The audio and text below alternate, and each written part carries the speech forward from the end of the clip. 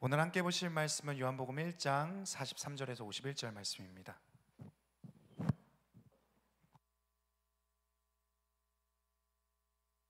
요한복음 1장 43절에서 51절 말씀입니다.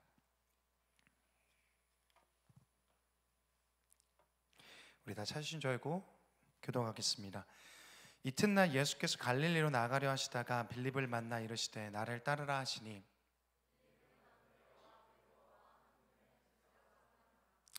빌립이 나다나엘을 찾아 이르되 모세가 율법에 기록하였고 여러 선지자가 기록한 그 일을 우리가 만났으니 요셉의 아들 나사렛 예수니라.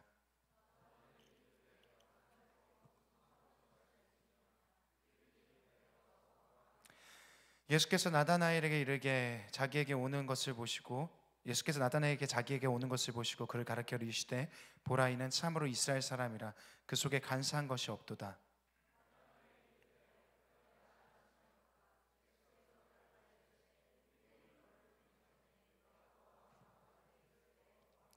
나다나엘이 대답하되 랍비여 당신은 하나님의 아들이시오 당신은 이스라엘의 임금이로소이다.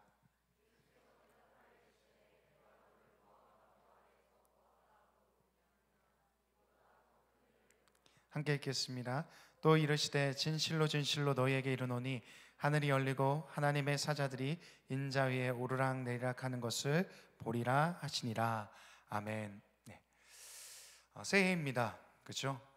제가 지난주에 설교를 못해가지고 인사를 못했는데요. 우리 옆 사람 보면서 이렇게 인사하겠습니다. 새해 복 많이 받으세요 하면 너무 길잖아요. 새해 복만 이렇게 인사합시다. 새해 복만. 네, 새해 복만. 뒤에도 인사하시고요. 새해 복만 하이파이브도 하시고, 네, 주먹으로 인사도 하시고요. 새해 복만입니다. 그렇죠? 새해입니다. 1월에 벌써 두 번째 주예요. 12일이나 지났습니다. 어때요? 뭔가 새로운 느낌이 듭니까? 막 새롭다. 뭔가 힘이 난다. 이런 느낌이 듭니까? 그러면 안 돼요, 여러분. 그렇게 있으면 안 됩니다. 좀 새 느낌이 있어야 되죠. 이발도 하고 뭐도 하고요. 새해니까요. 혹시 여러분 이제 다이어리 같은 거 사러 서점 같은 데 간 사람 있습니까? 예. 있을 것 같죠? 예. 그렇죠? 아니면 운동을 막 새롭게 시작했다. 그래서 12일 중에서 한 이틀 정도 나갔다 그런 사람들 있습니까? 그죠? 있겠죠. 그렇죠? 예. 안 간 사람들 있을 거예요. 등록하는 날만 가고요. 혹은요. 방을 청소했는 사람. 이제 새로우니까 새해니까 막 옷장도 정리하고 막 집도 청소하고 이렇게 했던 사람들도 있습니까? 집을 정리하면요 기분이 좋습니다. 그렇죠? 새로운 집에 온 것 같은 느낌을 받습니다. 원래 맨날 있던 그 집인데도 불구하고요. 사실 저는요 정리하는 좀 거리가 먼 사람입니다. 제 책상을 보면 압니다. 제 차를 타보면 알아요. 많이 타봤죠? 예, 엉망진창이라는 걸 알고 있어요. 그치만요 저는요 정리된 집은 너무 좋아합니다.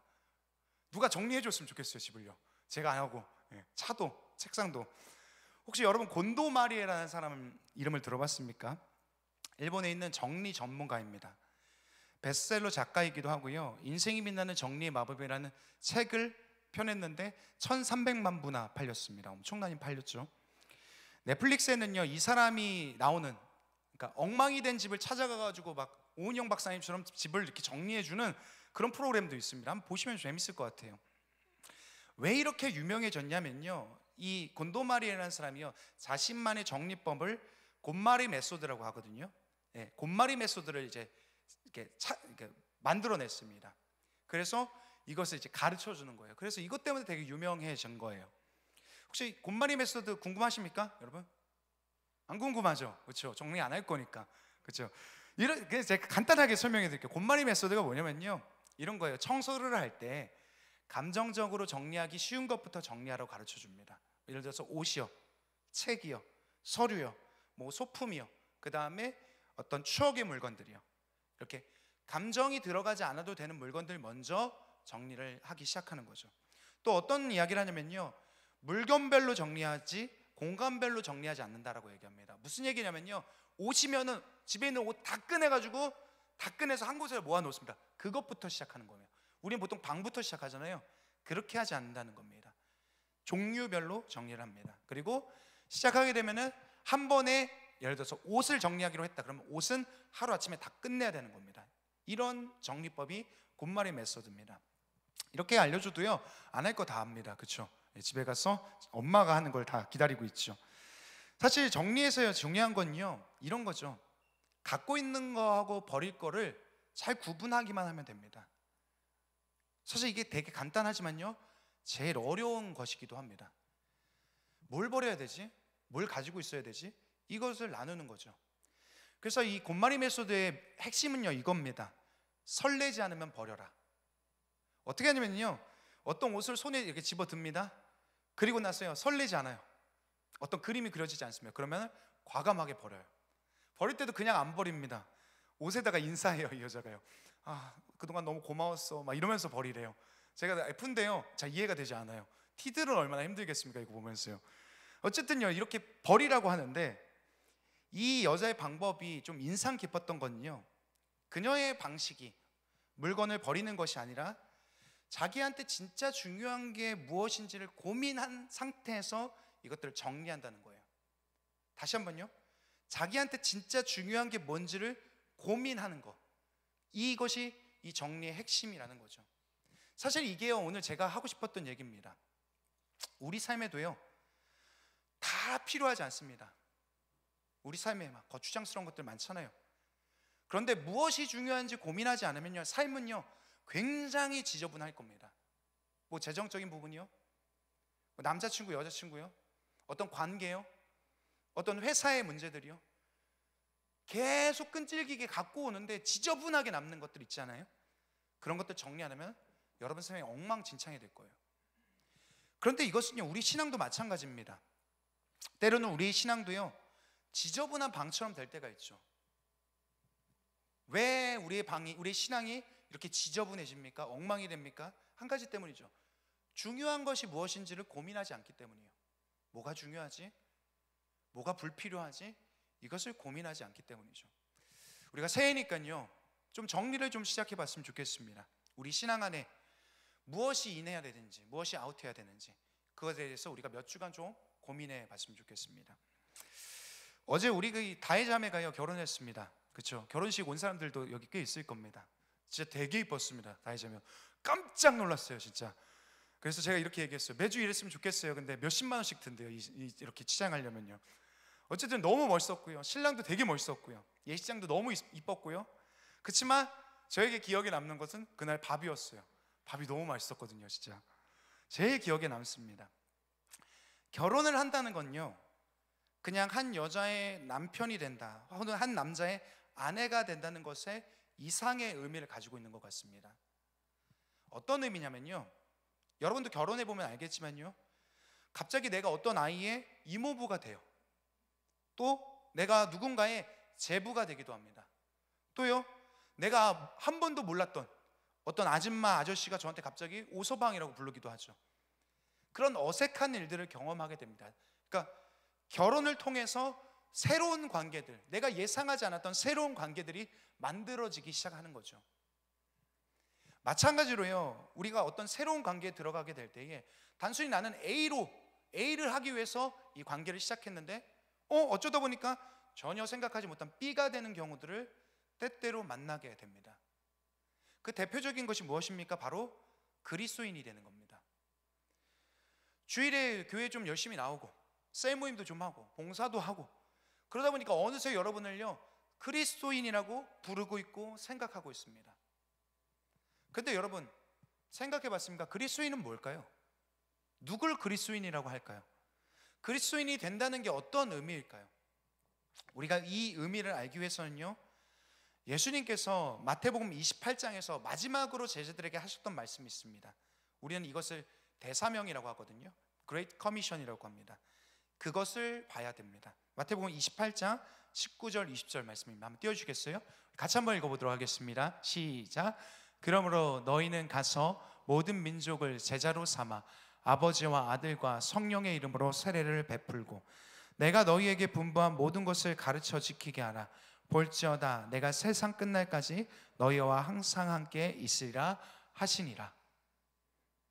예수님께서 제자들에게 마지막으로 당부하는 이야기죠. 뭐라고 얘기하십니까? 너희는 가서 모든 족속으로 어떻게 하라고 합니까? 교회로 오라고 합니까?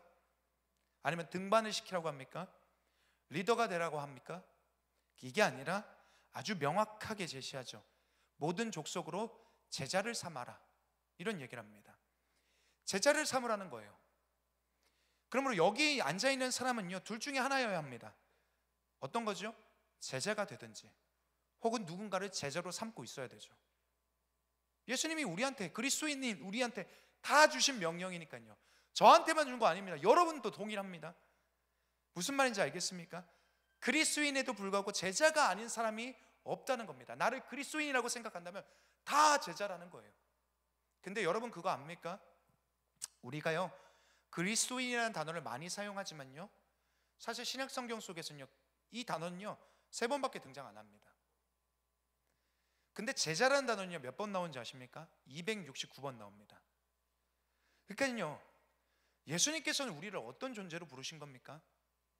그리스도인 이전에요 우리를 제자로 부르신 거죠. 우리 모두에게는 선생님이 있고요, 우리는 그 선생님을 따라가야 하는 존재들입니다.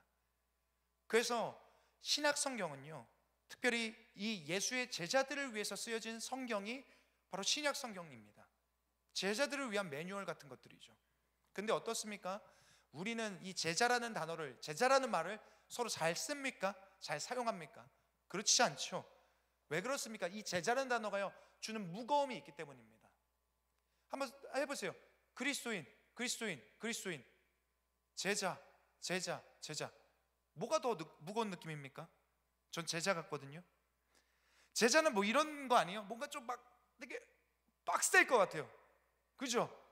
인생을 막 올가맬 것 같아요. 신앙생활 되게 열심히 하고 뭔가 다 헌신하는 그런 사람들의 것인 것 같아요. 그렇죠? 제자는요. 우리는요 이 제자됨에 대해서 너무 중요하다는 것을 알기도 하지만요 제자됨에 대한 편견 같은 것들을 갖고 있어요. 오늘 성경을 살펴보면서요 우리 안에 있는 이 제자됨에 대한 편견들이 좀 깨졌으면 좋겠습니다. 오늘 우리가 읽은 말씀은요 요한복음 1장입니다 1장 43절부터 읽었거든요. 1장 43절에서 예수님께서요 갈릴리를 지나가시다가 빌립이란 사람을 만납니다. 청년이었던 것 같아요. 이 사람을 만나서요 이 사람에게 이렇게 얘기합니다. 나를 따르라, 이렇게 얘기합니다. 그리고 이 빌립이라는 사람은 예수를 따르기로 결정합니다. 되게 간단하죠. 나를 따르라, 이게요 제자됨의 시작입니다. 따르라고 하셨으면 따라가면 됩니다. 어려운 일이 아닙니다. 그리고요 이 빌립은요 자기와 같이 이 제자의 길을 걷고 싶은 친구를 찾아가요. 그리고 그를 권유하기 위해서, 설득하기 위해서 갑니다. 이 사람은 누구냐면요 나다나엘이라는 사람입니다. 빌립이 나다나엘을 찾아가서 이야기를 하기 시작하는 거죠. 근데 빌립은요 이미 자기가 예수의 제자가 됐다라고 생각하는 것 같아요. 성경 한번 볼까요? 요한복음 1장 45절 말씀인데 한번 띄워주시겠어요? 같이 한번 읽어보도록 하겠습니다. 빌립이 나다나엘을 찾아 이르되 모세가 율법에 기록하였고 여러 선지자가 기록한 그 일을 우리가 만났으니 요셉의 아들 나사렛 예수니라. 빌립이 뭐라고 얘기합니까? 벌써 우리라고 얘기해요. 자기 자신을 어떤 그룹에 포함시킵니다. 우리가 이미 그 사람 만났어. 이미 자기는요 예수의 제자가 된 그룹이에요. 그 그룹 가운데 속한 겁니다. 그러니까 너도 우리처럼 돼, 너도 예수의 제자가 돼, 너무 좋아, 이런 얘기 하려고 지금 찾아온 겁니다. 그러니까 나다네일이라는 사람이요 뭐라고 얘기합니까? 1장 46절에 이렇게 얘기합니다. 나다네일이 이르되 나사렛에서 무슨 선한 것이 날 수 있느냐? 빌립이 이르되 와서 보라 하니라.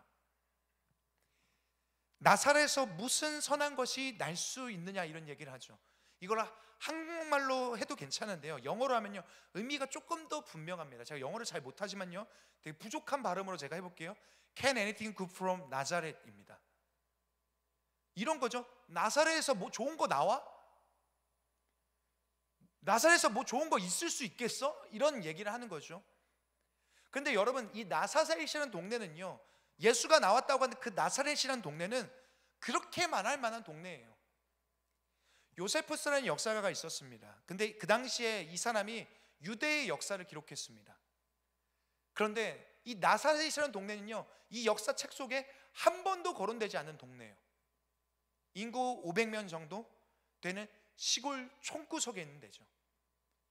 아무것도 할 수 없는, 아무것도 기대할 수 없는 그런 동네라는 겁니다. 그런데 여러분 혹시 우리나라에요 이런 동네가 있는 거 아십니까? 저 어제 찾아봤는데 발리라는 동네가 있어요. 발리. 되게 느낌이 좀 다르죠. 발리가 있습니다. 울산광역시 울주군 온양읍의 발리예요. 발리. 네. 몰랐죠? 관심도 없죠, 그렇죠? 저도 몰랐으니까요. 마찬가지라는 겁니다. 나사렛은요 어떤 겁니까? 완전 듣보잡 동네입니다. 한 번도 들어보지 못한 동네예요. 이해가 됩니까? 그런데 그 나사렛에서 온 예수라는 거예요. 기대가 될 만할까요? 뭔가 소망을 품을 만할까요? 안 되죠. 왜냐하면요 빌립은요 나다나엘한테 이런 얘기를 하거든요. 야 우리가 그 사람 만났어. 우리가 모세와 선지자들이 말했던 그 메시아를 만났어. 이런 얘기를 하거든요. 근데 메시아는 어떤 사람이냐면요 이스라엘이라는 나라를 역사적으로, 종교적으로, 정치적으로 다시 한번 해방시켜서 다시 한번 이스라엘의 민족을 중흥시켜 그들의 모든 속박에서 해방시키는 그런 정치적인, 군사적인 지도자를 메시아라고 생각했어요. 이 당시의 사람들은요. 그러니까요 뭔가 탁월해야 되잖아요. 뭔가 뛰어나야 되잖아요. 최소한 파락군에서 나와야 되잖아요. 그런데 나사렛이에요. 그러니까 이런 얘기하는 게 당연한 거예요. Can anything come from Nazareth? 나사렛 뭐 별거 있어? 어떻게 총구석에서 메시아가 날 수 있냐 이런 얘기인 거죠. 나다나엘이라는 사람이 이런 생각을 갖는 게 당연합니다. 그런데요 이 나다나엘이 갖고 있는 이런 생각 같은 걸요 보통 우리는 이것을 뭐라고 얘기합니까? 편견이라고 얘기해요. 그는 메시아에 대한 편견이 있죠. 어쩌면 나사렛이라는 동네에 대한 편견이 있습니다. 이 편견이 어떻습니까? 예수의 제자가 되는 것을 가로막아요. 예수에 대해서 궁금해하는 것을 막아버립니다. 우리도 마찬가지죠. 예수를 따르는, 예수의 제자가 되기를 어려운 이유가 있습니다. 왜 그렇습니까? 편견이 있습니다. 막힘이 있죠. 제가 지금부터 하는 얘기를요 좀 끝까지 들어봤으면 좋겠습니다. 어떤 얘기를 할 거거든요. 중간에 잘라가지고 집에 가가지고 엄마한테 얘기하면 안 됩니다. 끝까지 들어보셔야 돼요. 전에 한 청년이 저에게 찾아왔습니다. 우리 교회는 아니에요. 교회를 떠나겠대요. 자기는 교회가 싫대요. 왜냐면 이 친구는요 중고등학교 때부터 담배를 피기 시작했습니다. 여러분 담배는 몸에 좋습니까? 안 좋습니까? 몰라요? 모르죠. 예, 여러분 아무것도 모르죠. 그런 분들이죠. 나빠요. 예, 제가 말씀드릴게요. 담배 피면 안 좋습니다. 그 정도는 알잖아요, 그죠? 담배 피면 나쁩니다. 근데 교회 내에서요 이 친구가 담배 피우는 것에 대해서 사람들이 막 손가락질한 것 같아요. 야, 쟤 담배 핀대. 또 그것 때문에 이 친구 자기 자신 스스로가요 되게 자책을 했던 것 같아요. 나는 담배를 피우는데 어떻게 교회를 다닐 수 있지? 나는 담배를 피우는데 어떻게 여기를 앉아 있을 수 있지? 혹시 여러분 가운데 이런 생각을 갖고 있는 사람들이 있습니까? 나는 뭐를 해야 하는데 난 이게 이런 자격이 있나? 나는 뭐 때문에 이런데 난 이런 사람이 될 수 있는가? 마치 이런 거죠. 예수를 따르는데 어떤 자격 같은 게 필요하다고 하는 생각들 같은 거죠. 교회를 나오는데 뭔가를 가지고 있어야 되는, 혹은 포기해야 된다는 그런 생각 같은 것들이죠. 그런데요 여러분, 담배를 피우는 것과 예수를 믿는 것이 무슨 상관이 있습니까? 그러니까 이걸 지금 잘못 들으면요 이렇게 되는 거예요. 어제 우리 목사님이 얘기했는데 엄마, 목사님 담배를 피워도 된대. 이런 얘기로 돌아가는 거죠. 그러면 안 됩니다. 그런 얘기하면 제가 어떻게 돼요? 그죠? 그러면 안 돼요. 여러분 한번 생각해 보세요. 그게 아니라는 거죠. 제가 담배를 피우라는 말이 아니라요, 담배 피우면 안 돼요. 몸에 해롭습니다. 지난주에도 어떤 청년한테 담배 끊으라고 그랬어요.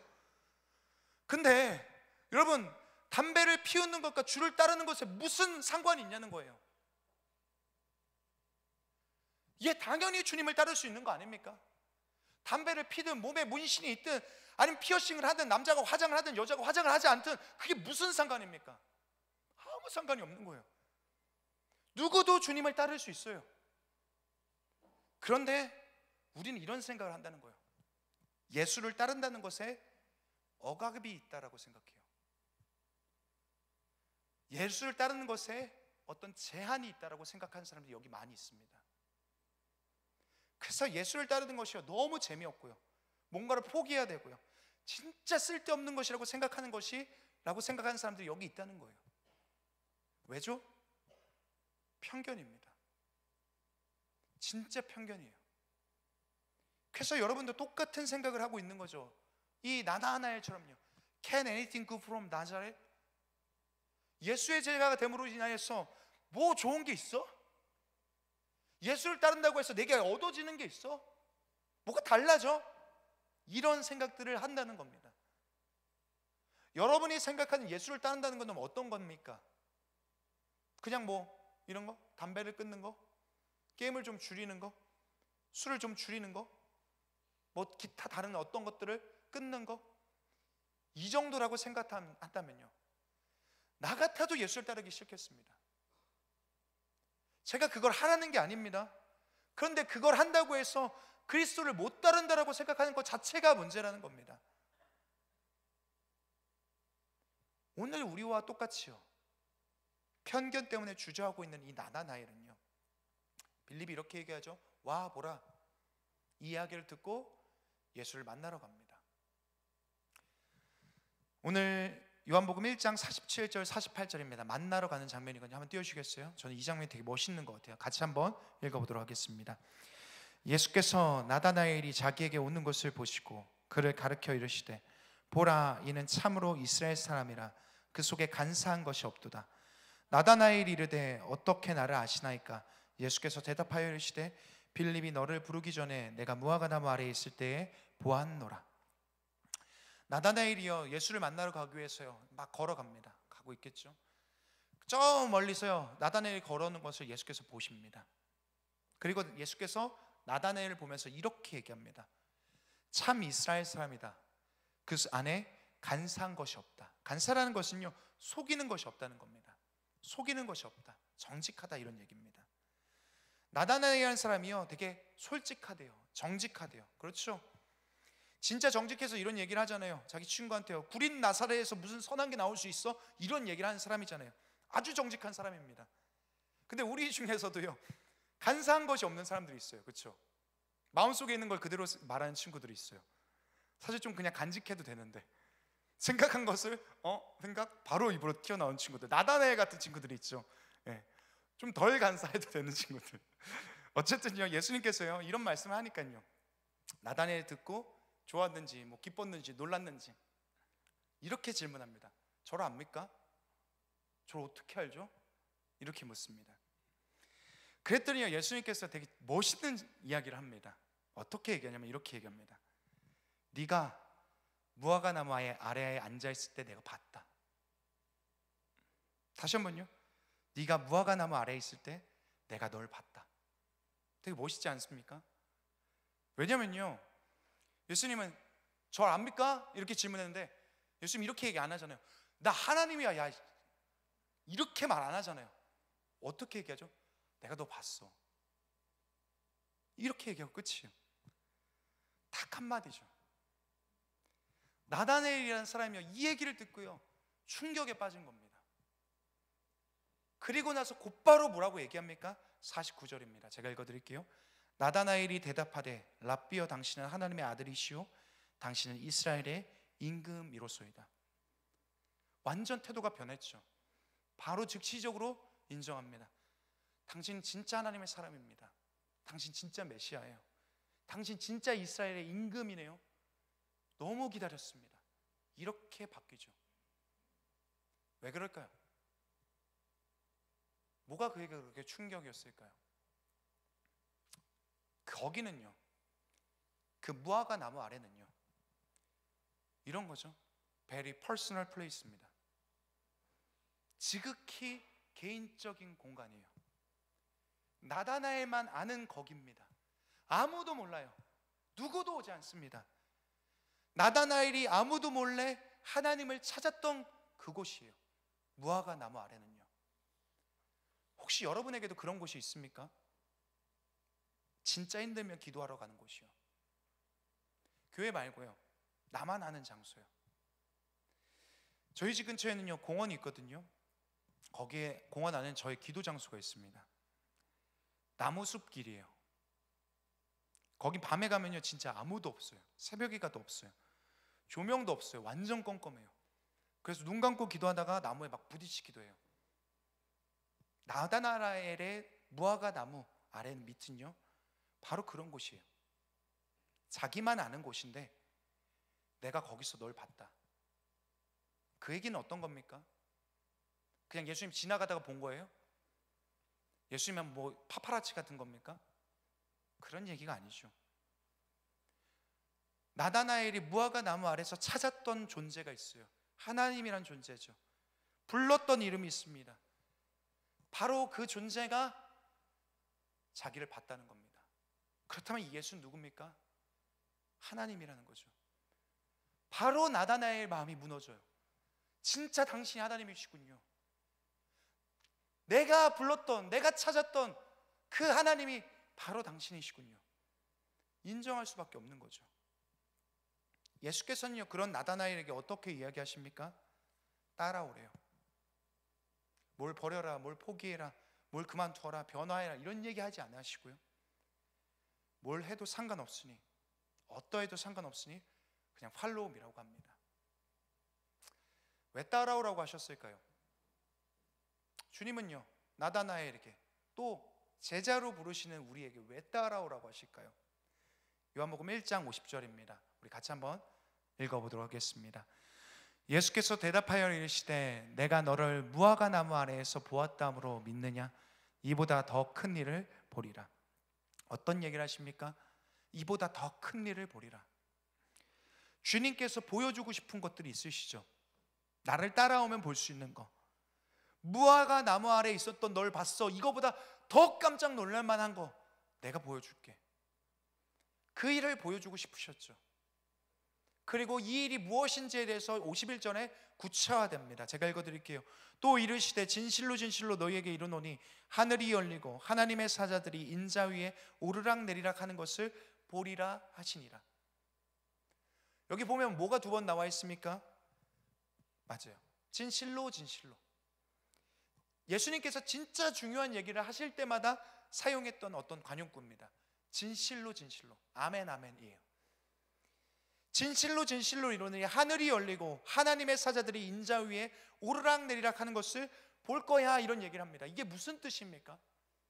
예수님 쫓아다니면 너 천사 볼 거야, 예수님 쫓아다니면 너 기적 같은 일 볼 거야, 이런 얘기를 하는 겁니까? 아니에요. 오늘 이 요한복음 1장 51절의 이 구절은요, 이것과 똑같은 구절이, 약속이 구약에도 있습니다. 혹시 아시는 분 있습니까? 이 약속이 어디서 나오는지요? 맞추면 제가 초콜릿 사드릴게요. 지금 찾아보지 마시고 성경자매. 네. 혹시 있으십니까? 네. 없죠? 예. 제가 얘기해 드릴게요. 누구한테 했냐면 야곱이라는 사람한테 했습니다. 하나님이 야곱이라는 사람한테 이야기했죠. 야곱이 누군지 아시죠? 아브라함의, 이삭의 아들 야곱. 야곱이 아버지 집에서 도망쳐 나와가지고 산촌집으로 갈 때 그때 하셨던 약속입니다. 창세기 28장 12절이거든요. 우리 같이 한번 읽어보겠습니다. 꿈에 본즉 사닥다리가 땅 위에 서 있는데 그 꼭대기가 하늘에 닿았고 또 본즉 하나님의 사자들이 그 위에서 오르락 내리락 하고, 그리고 나서 뒤에 약속이 13절 14절 이렇게 이어집니다. 오늘 근데 이 창세기 28장 12절은요, 이것과 예수께서 나다나엘에게 하셨던 그것, 이 말이요 서로 조금 다른 부분이 하나가 있습니다. 창세기 28장 12절하고 오늘 요한복음 말씀하고요, 한 부분이 달라요. 혹시 무엇인지 아십니까? 한 단어가 들어가 있거든요. 요한복음에서는요, 어떤 단어냐? 인자라는 단어입니다. 인자는요 되게 평범한 단어입니다. 무슨 뜻이냐면 사람의 아들이라는 뜻이에요. 그런데 예수님께서는 자신을 나타내실 때 이 인자라는 단어를 씁니다. 인자. 예수께서 사용한 이 인자라는 단어의 속에는요 두 가지 의미가 들어있습니다. 첫 번째는 인성이고요, 두 번째는 신성입니다. 자기 자신을 스스로를 나타낼 때 인자라고 하는데, 이 인자 속에는 인성과 신성에 대한 부분이 담겨 있어요. 어떤 얘기냐, 이런 거죠. 나는 사람이지만 하나님이야. 나는 사람이지만 죄는 없어. 뭐 이런 얘기를 할 때 인자라는 단어를 사용하시죠.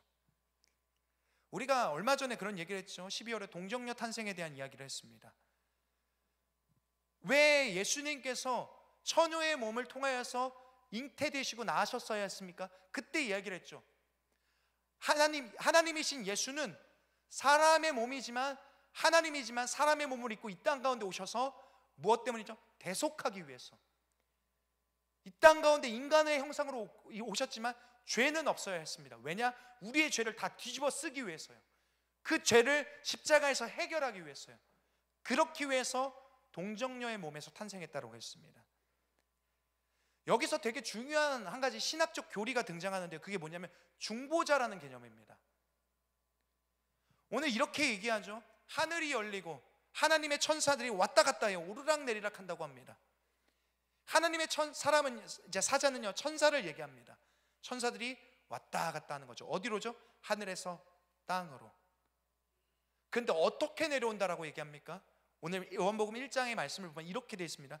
인자 위에 오르락내리락 한다. 인자를 통해서 오르락내리락 한다. 무슨 얘기를 하고 있습니까? 예수는요, 자기 자신을요, 하늘과 땅을 이어주는 사다리처럼 표현하고 있어요. 내가 사다리가 돼서 하늘과 땅을 연결해주는 다리가 될 거야. 그게 바로 중보자에 대한 개념입니다. 그래서 예수는 어떻습니까? 정말로요, 십자가에서 죽음을 통해서 하늘의 하나님과 땅의 사람들을 연결시켜주는 그러한 다리가 되어주셨죠. 대속물이 되어주셨습니다. 이 예수의 또 다른 이름이 뭔지 아십니까? 임마누엘이에요. 임마누엘은 무엇입니까? 하나님이 우리와 함께 하신다는 뜻입니다. 어떻게 하나님이 우리와 함께 합니까? 이거죠. 예수 때문에, 예수를 통해서 하늘의 하나님이 우리와 함께 하신다는 거예요. 그래서요, 그럼 제자는 누굽니까? 이것을 보는 사람이요. 예수님 이렇게 얘기했잖아요. 더 큰 일도 보리라. 이거 보는 사람이요. 그게 제자입니다. 예수가 하나님과 사람 사이를 연결하심을 보는 사람이요. 하나님이 우리와 함께 하심을 경험하는 사람이요. 그게 제자죠. 왜 따라오라고 하십니까? 이걸 보여주고 싶은 거예요. 주님은요, 자신이 있으셨습니다. 너희가 나를 따라오면, 이것들을 보게 되면 너는 나를 닮아갈 거고 변화돼서 이 세상과 너희를 구원할 것이다. 너희도 나처럼 사다리 같은 존재가 될 거야. 그래서 맨 처음에 부르심은요, 제자에 대한 부르심은 어떤 얘기입니까? 따라오라는 거예요. 보여줄게. 따라와, 보여줄게. 그래서 여러분, 지금 현재는요, 우리가 제자의 길을 가기로 선택할지라도 아무것도 버릴 필요가 없어요. 교회로 온 지 얼마 안 됐어도요, 아직 그리스도인이 누군지 모를지라도요, 고민할 필요가 없습니다. 그냥 따라가면 돼요. 이런 얘기 많이 하잖아요. 있는 모습 그대로, 있는 모습 그대로, 있는 모습 그대로 가면 돼요. 그런데 여러분 지금 현재 모습이 마음에 드십니까? 여러분이 지금 있는 모습 그대로가 꽤 괜찮다고 생각하십니까? 달라스 윌라드라는 신학자는요, 이 부분에 대해서 되게 아주 날카로운 통찰력을 말합니다. 이런 얘기를 했거든요. 이 시대의 현대인들은 배우자 외에 애인을 한 명씩 두고, 역사상 가장 많은 포르노를 보고, 역사상 가장 많은 거짓말을 하고, 역사상 가장 이기적이고, 역사상 가장 악한데, 역사상 가장 자기들이 선하다고 생각하는 존재들이다. 역사상 가장 악한데 역사상 가장 선하다고 생각하는, 착각하는 존재들이라고 해요. 다시 여러분에게 질문합니다. 여러분 지금 여러분의 있는 모습 그대로를 사랑하십니까? 괜찮다라고 생각합니까? 언젠가 우리 가운데요, 변화가 필요할 거예요. 예수를 따르다 보면요. 근데 지금은 필요하지 않습니다. 그렇지만요, 어떻게 그저 따라가는데, 예수를 따라가기만 하는데 변화가 일어나는지 제가 잠깐 설명해 드릴게요. 제 인생에서 되게 중요한 결정을 할 때마다요, 저는 가끔 금식을 하거나 오랫동안 걷거나 여행을 가거나 산에 기도하러 갑니다. 제 20대 때 어떤 고민 때문에 등산을 했어요. 산에 올라갔습니다. 새벽에 올라가서 쭉 올라갔는데 한 3시간 걸렸거든요. 3시간 새벽에 가니까요, 아무도 없더라고요. 진짜 힘들었어요. 정상에 딱 올라왔는데 막 이제 새벽 이제 동틀 그 시점이었어요. 막 빛이 막 오고 막 하늘이 막 개진 것 같은 느낌 막 받았어요. 그래서 너무 좋다 이러면서 막 묵상하고 생각하고 제 고민에 대해서 기도하면서 그래야 되겠다 이런 생각을 했었거든요. 그래 막 이렇게 기도하다가 눈을 딱 떴는데 어떤 아저씨 하나가 딱 서 있는 거예요. 지금까지 혼자 있었는데 그 아저씨가 딱 있으니까요 되게 뻘쭘한 거예요. 막 소리 내서 막 기도하고 막 그랬는데 막. 그러니까 뻘쭘하니까 그 아저씨한테 제가 그런 얘기를 했어요. 아저씨 혹시 저 사과 주스 하나 드실래요? 하고 사과 주스를 드린다고 그랬어요. 그러니까 아저씨가 이렇게 얘기하더라고요. 야, 그렇게 귀한 걸 막 이러는 거예요. 너무 고마워요, 너무 고마워, 너무 고마워 이런 얘기를 하는 거예요. 막 오버하면서 그런 얘기를 하는 거죠. 너무 고맙대요. 근데 그때는요 이 아저씨 얘기가 잘 이해가 되지가 않았어요. 무슨 의미인지 잘 몰랐습니다. 그런데 그 의미를 나중에 알았어요. 제가 나중에 어떤 다른 산을 올라갔거든요. 진짜 힘들게 올라갔습니다. 올라갔는데 어떤 분이 저한테요 딱 정상에 가니까 옥수수 하나를 주시는 거예요. 근데 그게 너무 고마운 거예요. 저도 똑같이 말했어요. 이 귀한 걸 너무 고맙습니다. 너무 고맙습니다. 왜 그렇죠? 여러분, 짧은 거리일 경우에는요 옥수수 하나, 사과 주스 하나 그렇게 상관하지 않아요. 근데 우리는요 먼 여행을 가야 합니다. 먼 길을 가야 되죠. 근데 먼 길을 가다 보면요 반드시 짐을 줄여야 돼요. 예수를 따라간다는 것은요 1km, 2km 그런 여행이 아닙니다. 평생 걸리는 길입니다. 그 길을 걷다 보면요 반드시 짐을 내려놔야 됩니다. 무엇이 여러분의 짐인지를 알게 될 거예요. 그러면 반드시 내려놓게 될 겁니다. 그 짐에는 어떤 것들이 있습니까? 자기 삶에 대한 너무나 많은 집착들이죠. 자기 삶에 대한 과장된 욕구들입니다. 과거의 상처도 있을 거고요 죄의 무게들도 있을 겁니다. 그런 것들이 여러분 무겁다는 것을 느끼게 될 겁니다. 언제요? 예수를 쫓아가다 보면요. 여러분 가방 같은 것들을 오늘 가져오시지 않았습니까? 지금 그 가방에 뭐 들어있습니까? 뭐 핸드폰, 성경책, 뭐 아니면 뭐 화장품 같은 것들. 오늘 가방이요 교회 오는 거니까요 그 정도 수준이면요 여러분 한 40km 정도 간다고 생각해 봅시다. 그럼요 그 가방의 부피를요 반드시 줄여야 됩니다. 정말 필요한 것만 있어야 돼요. 어느 순간 그리스도를 힘있게 따라가다 보면 하나씩 버리게 될 거예요. 그때 내려놓을 수 있을 겁니다. 그런데 여러분 이 시작은 어떻게 합니까? 간단해요. 예수님을 따라가고 싶어야 하는 거예요. 따라가기를 결정하는 거예요. 제임스 패커라는 분은요 진정한 그리스도의 제자에 대해서 3가지 특징을 이렇게 얘기합니다.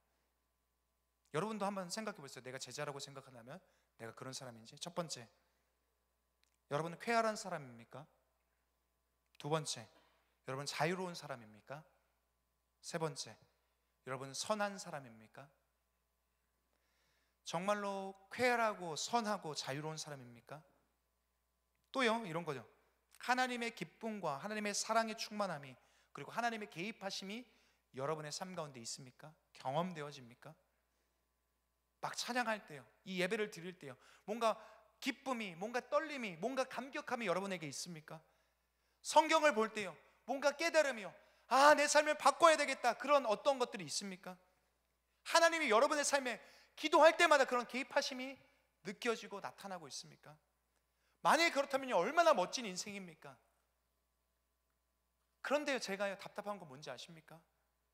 솔직하게 얘기하면요 여기 앉은 여러분 어떤 사람들은 이런 생각을 해요. 예수 믿는데 좋은 게 하나도 없어. 예수 믿는데 뭐 좋은 게 내게 있어? 라고 생각하는 사람들이 여기에 있다는 겁니다. 왜 그럴까요? 어떤 사람들은 쾌활하고 자유롭고 너무 선하고 기쁨과 사랑이 있으면서 하나님의 개입하심을 경험하면서 그렇게 살아갔는데 왜 어떤 사람들은 수년을 수십 년을 교회에 나옴에도 불구하고 왜 이런 것들을 경험하지 못합니까? 똑같은 그리스도인에도 불구하고요 왠지 알고 있습니까? 만약 여러분의 방향이요 예수를 따르는 게 아니라면요 절에 가는 거랑 교회 가는 거랑 뭐가 다릅니까? 다시 한번요 만약 여러분의 방향이 예수를 따르는 게 아니라면 절에 가는 거랑 교회에 오는 거랑 뭐가 다릅니까? 그저 마음의 수양을 하기 위해서 그저 엄마가 시켜서 그저 의무감 때문에 아니면 습관적으로 아니면 어렸을 때부터 다녔으니까 그래서 이곳에 앉아 있다면요 절에 가나 교회에 가나 뭐가 다르냐는 겁니다. 우리는요, 예수랑 똑같은 인생의 길을 갈 수가 없어요. 너무 고귀한 인생이잖아요. 엄청나게 선한 삶이잖아요. 불가능합니다. 그렇지만요, 최소한 방향은 맞아야 되잖아요. 예수와 같은 방향에 서야 되잖아요. 제자라면요. 다 따라가진 못할지라도요, 저 멀리서 이게 발자국이구나 라고 생각하는 그것 정도는 있어야 되잖아요.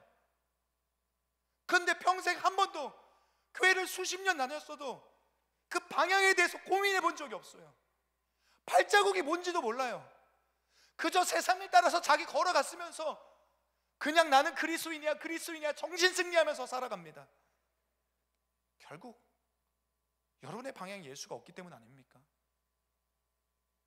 사랑하는 청년 여러분, 다시 한번 물어봅니다. 여러분 무엇을 따르고 있습니까? 여러분 지금 뭘 쫓아가고 있습니까? 당신의 방향에는 예수가 서 계십니까? 만일 여러분이 그리스도인이라면, 또 제자라면 방향을 정해야 됩니다. 이도 저도 아닌 것, 이것도 저것도 아닌 것에 그저 정신승리하는 것으로 만족하지 마시고요, 여러분의 방향을 정해야 됩니다. 그러기 위해서 무엇이 필요합니까? 방향이 나타난 책 같은 것들을 읽어야 되겠죠. 성경이죠. 방향을 알기 위해서 기도도 해야 되겠죠. 또한 예수가 계실 것 같은 그곳에 나도 가는 거죠. 거기에 서 있는 거예요. 선한 일이네? 나도 해보는 겁니다. 말씀을 정리합니다. 예수께서는요, 사람들에게 나를 따르라고 말씀하십니다. 제자들에게 보여주고 싶은 것이 있었어요. 너무 큰 일이었죠. 그것은 이 세상, 멸망할 이 세상을 다시 한번 하나님과 연결시켜주는 사다리가 되는 일이었습니다. 그래서 부르셨죠. 이 사다리를 보여주기 위해서요. 내가 어떻게 사다리가 되는지 봐. 이 부르심에는요, 누구도 상관이 없습니다. 어떤 직업을 가졌든, 어떤 모습이든, 어떤 모양이든, 과거에 어떤 문제가 있든, 자기 자신에 대해서 어떻게 생각하든 아무것도 문제가 되지 않습니다. 어떤 사람들은 창녀임에도 불구하고 이 요청에 따랐고, 어떤 사람은 죄인이라고 손가락질 받았음에도 불구하고 이 요청에 따랐고, 그들과 똑같은 것, 예수가 보여주고 싶었던 것들을 그들은 경험하고 보게 되었습니다. 우리도 마찬가지입니다. 따르라는 요청이 있다면 예수와 같은 방향 가운데 가기로 결정하면 되는 겁니다. 올 한 해요, 저는 여러분과 우리가 제자가 됐으면 좋겠습니다. 제자요. 저의 제자가 아니라 예수의 제자요. 그것을 위해서 여러분의 발자국이, 앞에 난 발자국이 무엇인지를 잘 분별했으면 좋겠습니다. 세상입니까? 아니면 예수입니까?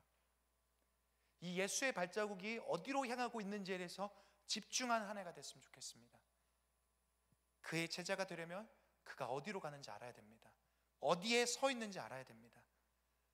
그 길에서 여러분도 함께 저와 같이 우리가 따를 수 있는 제자의 삶을, 제자의 길을 걸어가는 우리가 되길 간절히 축원합니다. 우리 함께 찬양하고요, 기도하겠습니다.